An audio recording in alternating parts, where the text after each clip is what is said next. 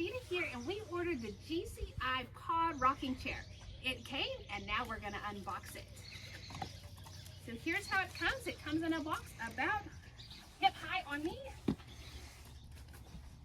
And it's just in a clear sack. So it's super easy to get out of the box, as you can see there. So it does come in a bag, so we're gonna take that off.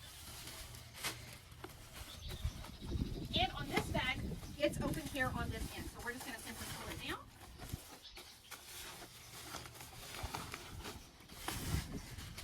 Now the pod rocker itself, it actually comes in a carrying bag.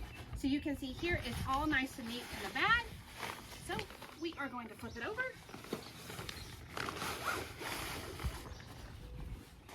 And it comes out. So all we've got to do is open it up. This one does have the umbrella, and all we're going to do is simply just open it up. Just like that, the pod is up. And we've got our SunShade. So we've got our cover, our shade, and as you can see, it was super simple to lift up. This is great for fishing on the pier. We always go down to South Texas and we fish on the pier. We love the beach. This is exactly what I ordered it for. So as I sit in, and it rocks. And so I am able to rock.